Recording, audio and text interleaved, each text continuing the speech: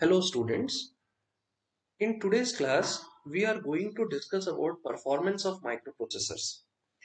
हमने अपने पिछले लेक्चर में माइक्रोप्रोसेसर्स के बारे में समझा एंड हमने ये भी देखा कि what are the different generations of microprocessor.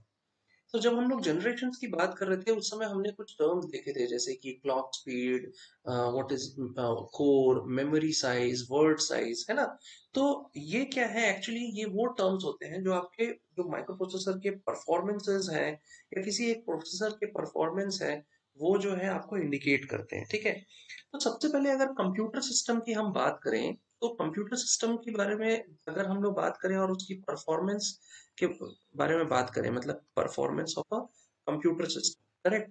कि भाई अब आपका कंप्यूटर सिस्टम कितना अच्छा परफॉर्म कर रहा है, ठीक है। वो अगर हम बात करें, हम समझना चाहें तो किस पे डिपेंड करता है, okay. So there are certain elements and parameters. कौन कौन से पैरामीटर होते हैं? एक तो let us suppose one is number of processors, ठीक है। How many number of processors are there. देखो, जितना प्रोसेसर आपका इंक्रीज होगा उतना जो है आपका एग्जीक्यूशन स्पीड बढ़ेगा, ओके।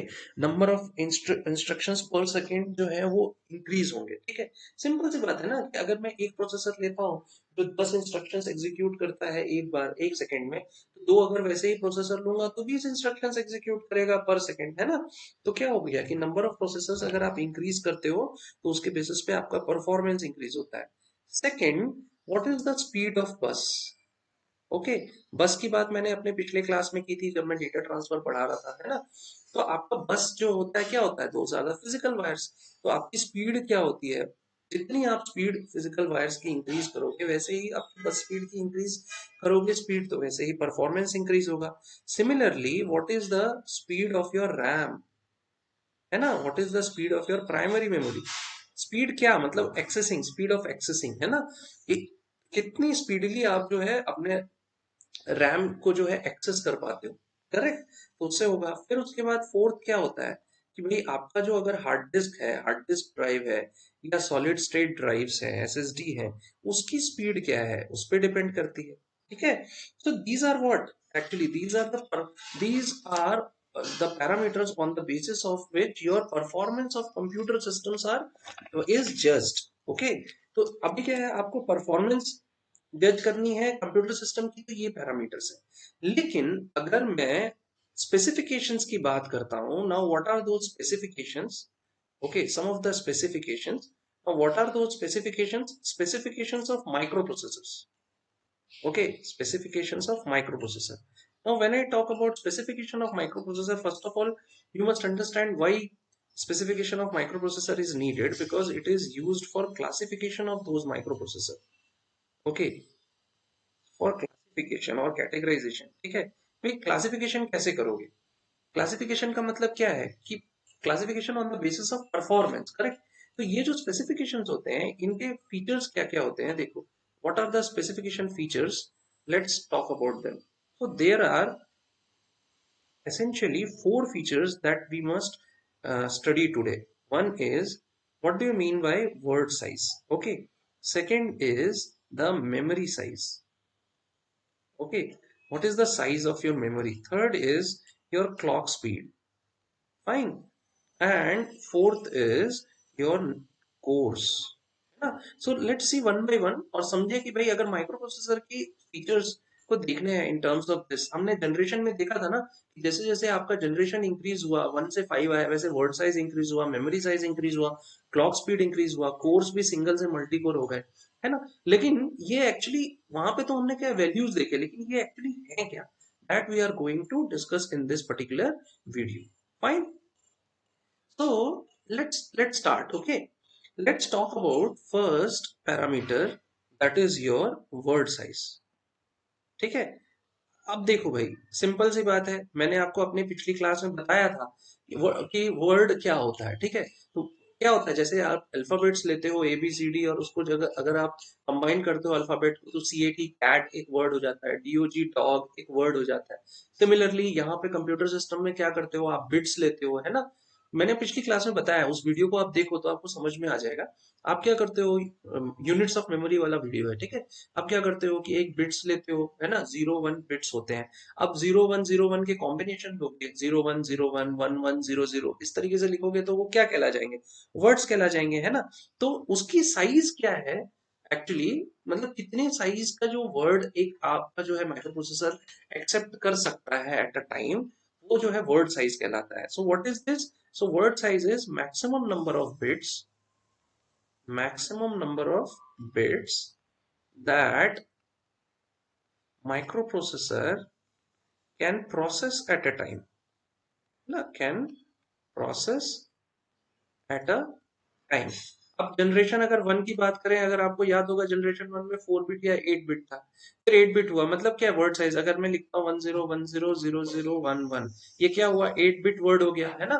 और 8 बिट, अगर मैं कहता हूँ 8 बिट का सपोर्ट है, मतलब क्या हुआ कि 8 बिट जो वर्ड है वो साइज को एक बार में एग्जीक्यूट कर पाएगा, प्रोसेस कर पाएगा, है ना। सिमिलरली 16 बिट बोलता हूं तो ऐसे ही 16 बिट, 64 बिट जो अभी फिफ्थ जनरेशन चल रहा है उसमें 64 बिट वर्ड साइज एक बार में प्रोसेस हो रहा है। अब देख लो आप भाई, जितने नंबर ऑफ बिट्स का प्रोसेसिंग बढ़ेगा उतनी जो है आपकी स्पीड बढ़ती है, करेक्ट। सिमिलरली सेकेंड जो पैरामीटर है, that is your memory size.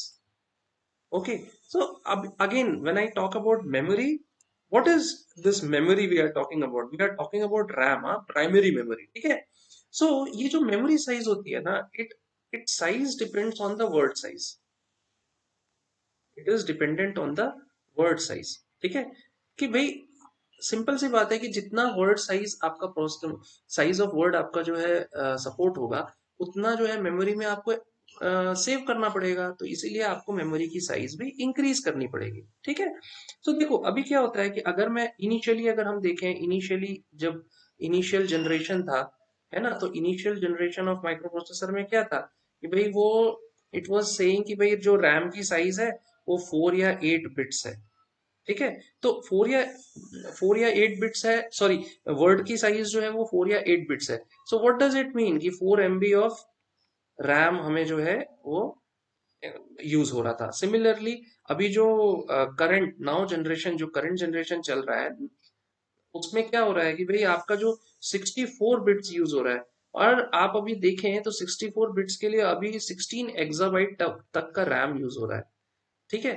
तो इसका रीजन क्या है कि भाई आपकी वर्ड साइज इंक्रीज हो रही है, on the basis of that your RAM is also getting affected, उसकी भी साइज इंक्रीज करनी पड़ेगी, है ना। अदरवाइज क्या होगा कि there will be a gap between word size and memory size, और वर्ड साइज तो उतना सपोर्ट कर रहा है लेकिन मेमोरी सपोर्ट नहीं कर रहा है, तो इंस्ट्रक्शंस एग्जीक्यूट प्रॉपरली जो है इन सफिशिएंट अमाउंट ऑफ टाइम नहीं हो पाएंगे, ठीक है।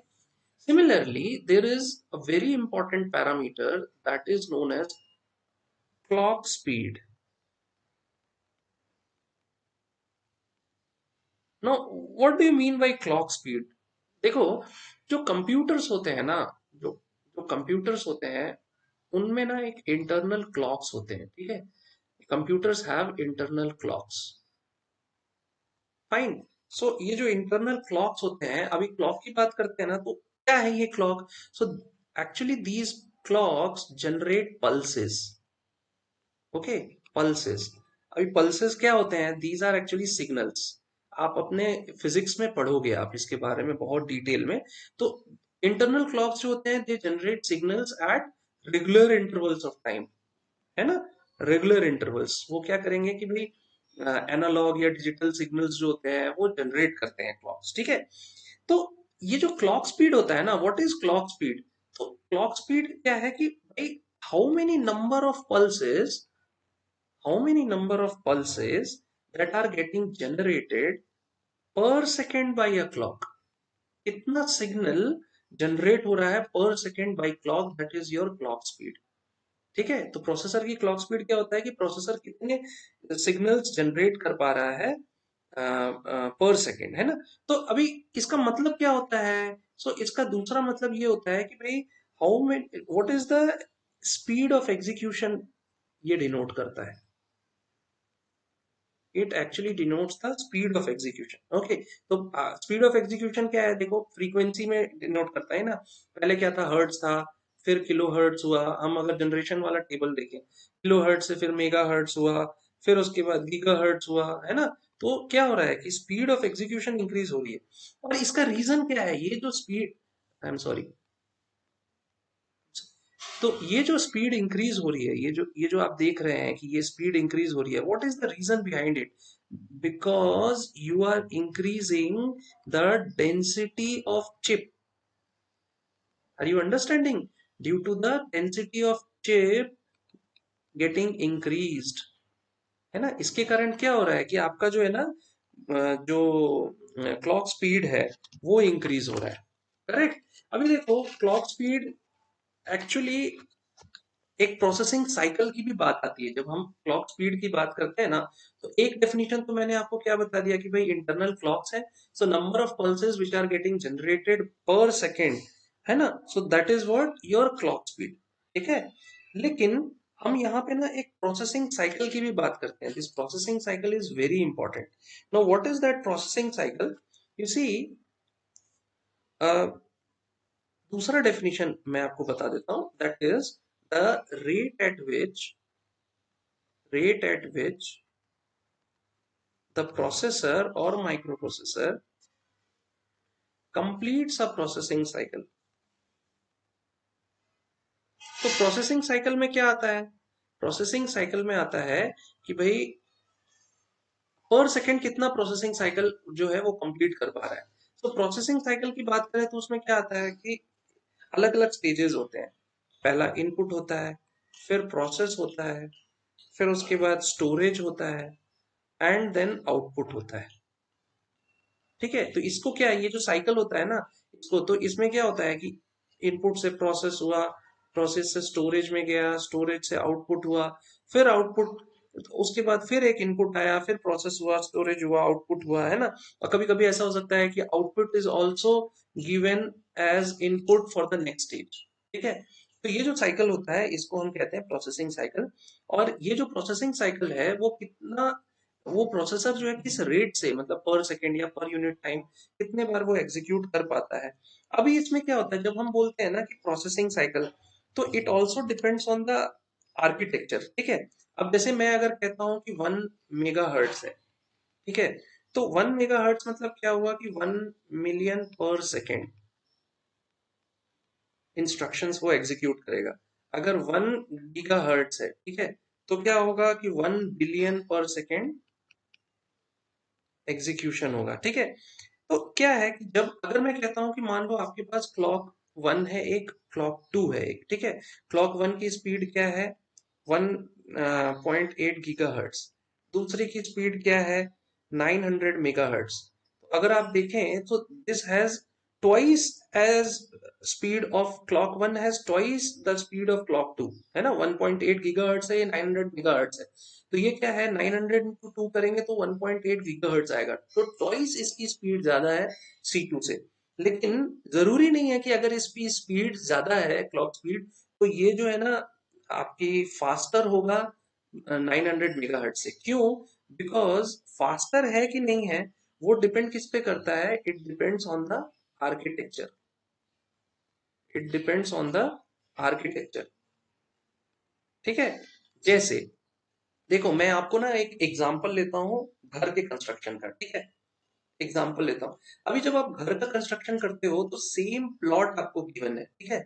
सेम प्लॉट मैंने क्या किया कि एक, मुझे एक हाउस कंस्ट्रक्शन करना है।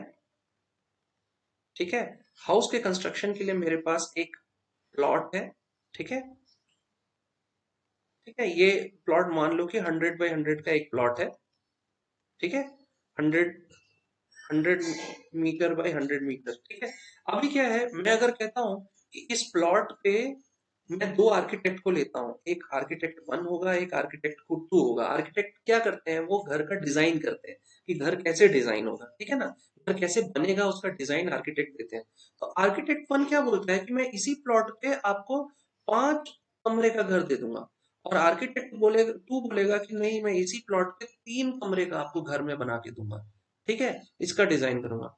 अब इसका मतलब ये नहीं है कि आर्किटेक्ट वन अगर बोल रहा है कि भाई मैं 5 कमरे का दूंगा तो इसका जो है ना ज्यादा अच्छा है और आर्किटेक्ट टू का अच्छा नहीं है, ठीक है। या मैं ये नहीं कह सकता हूँ कि ये 3 रूम का कमरे का जो घर दे रहा है तो ये आर्किटेक्ट वन से ज्यादा बेटर दे रहा है, ठीक है। ये डिपेंड करता है किस पे, कि भाई जो बंदा घर बनवा रहा है, जो उसमें रहने वाला है, उसको 3 का चाहिए या 5 का चाहिए, ठीक है। सिमिलरली यहाँ क्लॉक स्पीड की मैंने बात जो की ना, ये आर्किटेक्चर पर डिपेंड करता है कि वो स्पीड किसकी ज्यादा होगी, फास्टर कौन सा होगा। स्पीड तो आप यहाँ देख रहे हो 1.8 गीगाहर्ट्ज है प्रोसेसर की स्पीड और 900 मेगाहर्ट्ज है। तो क्लॉक स्पीड किसका फास्टर होगा वो किस पे डिपेंड करेगा, कि आर्किटेक्चर के बेसिस पे डिपेंड करेगा। आर्किटेक्चर का मतलब क्या होता है कि कितने मिलियन इंस्ट्रक्शंस वो जो है कितना वो कंप्लीट करता है प्रोसेसिंग साइकिल, है ना। तो अब जैसे यहाँ पे क्या हुआ कि मैंने घर की बात की ना, 5 कमरे का, 3 कमरे का, तो हो सकता है कि आर्किटेक्ट वन 5 कमरे का घर बना रहा है, लेकिन क्या है कि वो प्लॉट के बेसिस पे वो नंबर ऑफ रूम्स बढ़ा दे रहा है, तो उसके कारण रूम का साइज छोटा हो जा रहा है। यहाँ पे क्या, और कोई आपको हॉल नहीं मिल रहा है ना। तो 5 में क्या हो गया कि साइज छोटा हो गया, रिड्यूस हो गया, और नो हॉल्स, है ना। अभी यहाँ ए टू जो आर्किटेक्ट टू है वो क्या बोल रहा है कि भाई साइज जो है वो मेरा बड़ा होगा रूम का, और हॉल भी आपको मिलेगा। तो भाई सिंपल सी बात है कि आर्किटेक्ट टू जो है वो आपको बेटर दे रहा है घर, है ना। लेकिन किसी को हो सकता है कि छोटा रूम चाहिए और नंबर ऑफ हॉल्स भी नहीं चाहिए उनको, बाथरूम की साइज चाहिए, तो वो क्या करेगा, हॉल को हटा देगा और बोलेगा कि वो बाथरूम में लगा दो। तो what I am trying to tell you is कि ऐसा नहीं कह सकते हैं कि भाई इसका घर बेटर है, उसका घर बेटर है। वैसे ही हम ये नहीं कह सकते हैं कि भाई अगर ये C1 जो प्रोसेसर वन है जिसकी 1.8 गीगाहर्ट्ज है, इसकी 900 मेगाहर्ट्ज है, तो 1.8 गीगाहर्ट्ज वाला हमेशा इससे फास्टर होगा, ऐसा नहीं कह सकते। तो वो किस पे डिपेंड करता है, वो इस पे डिपेंड करता है कि मान लो एक एग्जांपल है कि आपका जो 1.8 गीगाहर्ट्ज वाला जो बंदा है, 1.8 गीगाहर्ट्ज मेगाहर्ट्ज का जो आपका, sorry gigahertz, 1.8 gigahertz, I am sorry, 1.8 gigahertz का जो आपका स्पीड है, क्लॉक स्पीड, हो सकता है वो 4 साइकिल्स पर सेकेंड वो एग्जीक्यूट कर रहे हैं।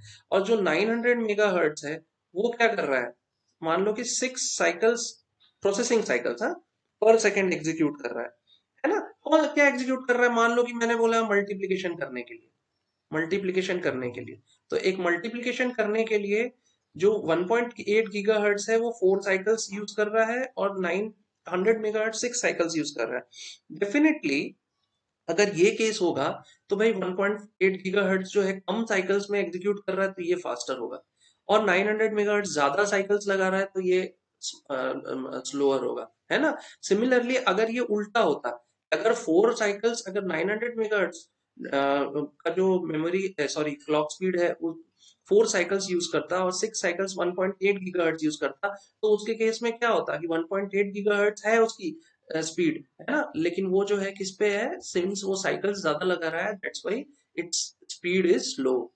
तो यहाँ पे मैं आपको क्या बता रहा हूँ कि वो आर्किटेक्चर पे डिपेंड करता है, कितने साइकिल्स एग्जीक्यूट हो रहे हैं वो आर्किटेक्चर पे डिपेंड करता है। इसीलिए मैंने ये वाला पॉइंट दिया है, दैट इज कि your speed depends on what, your speed depends on the architecture. Okay, so this is what the concept behind it। और आर्किटेक्चर में क्या चीज मैटर करती है, that is what is your processing cycle. Fine.